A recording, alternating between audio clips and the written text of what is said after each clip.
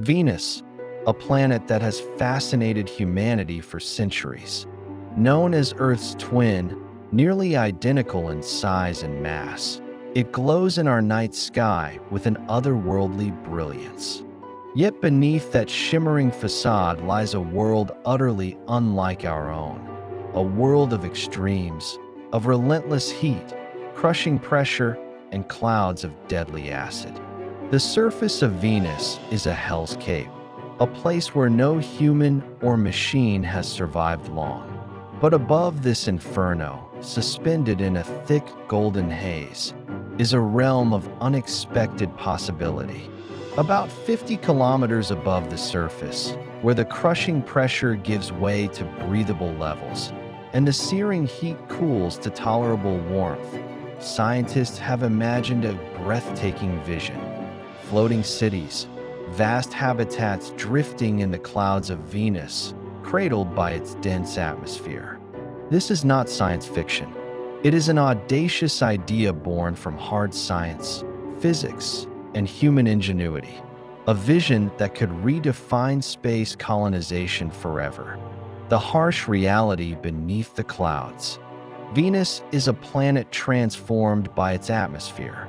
The surface pressure is roughly 92 times that of Earth at sea level, enough to crush a submarine. Temperatures rise above 460 degrees Celsius, hot enough to melt lead. The atmosphere is thick with carbon dioxide and clouds of sulfuric acid, creating a choking, corrosive environment. These conditions have defeated every lander sent to explore Venus. The Soviet Venera missions in the 1970s and 80s sent back the first pictures of the surface, but only after hours of operation before succumbing to heat and pressure. The surface is a volcanic wasteland, with mountains and plains shaped by flowing lava, but no water, no life as we know it. The atmospheric sweet spot, the habitable zone. Yet, there is a silver lining, or perhaps a golden one. Venus's atmosphere is layered, and at altitudes between 50 and 55 kilometers, conditions change drastically. Here, the pressure drops to about 1 atmosphere. The temperature cools to a comfortable 20 to 70 degrees Celsius, and despite the clouds, the environment becomes breathable with proper filtration.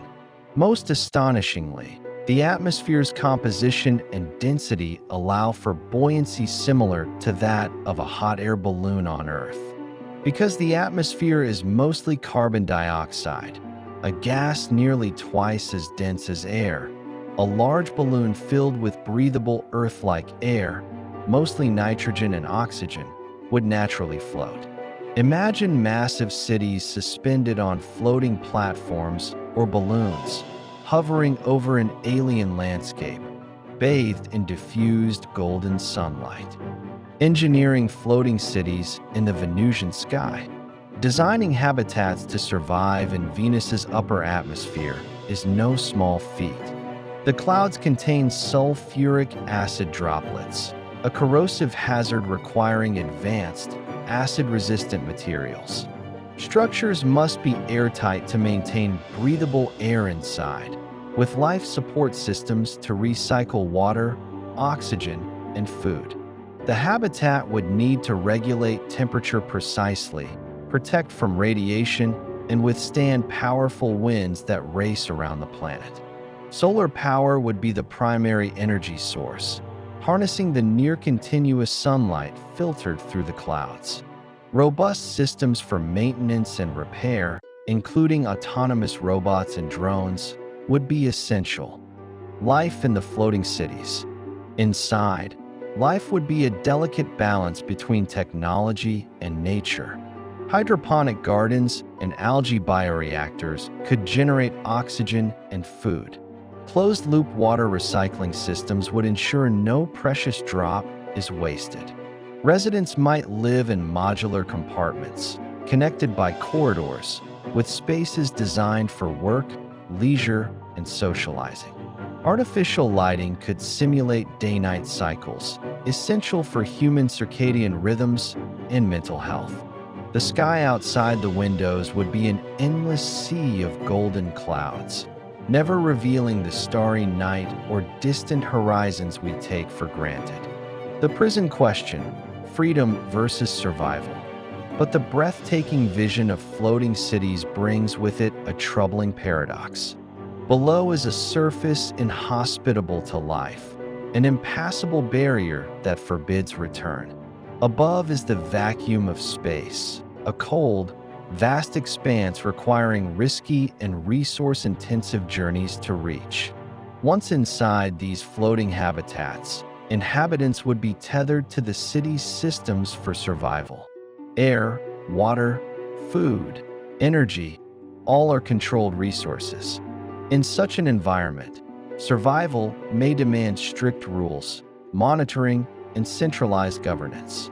Could these floating cities become gilded cages, beautiful but confining? Would life in the clouds mean sacrificing freedom for survival? Or would they become beacons of hope, a new chapter in humanity's story of exploration? To understand what life in Venus's floating cities might be like, we must look beyond engineering to the heart of the human experience. The social fabric of a floating habitat. The communities that form inside these clouds would be small, isolated, and interdependent. Every person's actions could have immediate impacts on the entire habitat. Resource sharing would be vital. Social structures might resemble those of space stations or Antarctic research bases. Tight-knit, cooperative, but also prone to conflict when tensions rise. Governance would have to balance individual rights with collective needs. How to fairly distribute air, food, and water. How to manage health and emergencies.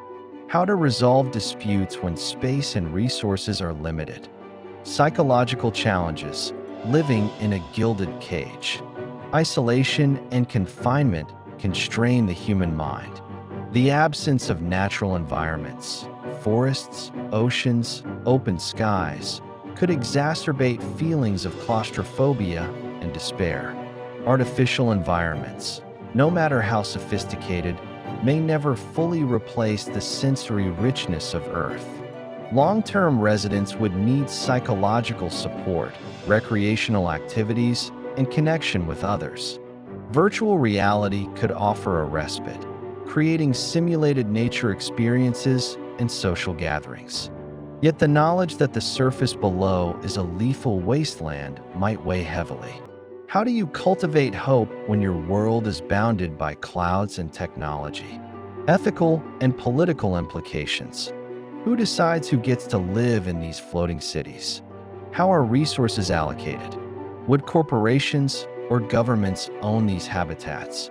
Would citizens have political power or be subjects under strict regulation? Could inequalities replicate on a microcosmic scale, elites living comfortably while others struggle? The ethics of colonizing Venus's atmosphere raises questions of consent, governance, and justice. These are not merely technical challenges, but fundamental questions about human values. Venus's floating cities may be the first step in humanity's journey to live among the stars. They could become hubs for scientific research, manufacturing, or even art and culture. Technological breakthroughs in materials, life support, and energy systems will be crucial. Success here may pave the way for settlements on other planets and moons. Yet, the true test lies in human adaptability, in courage, cooperation, and compassion. As we gaze up at Venus's glowing clouds, we face a profound choice: to embrace the sky as a home, or to be trapped by it.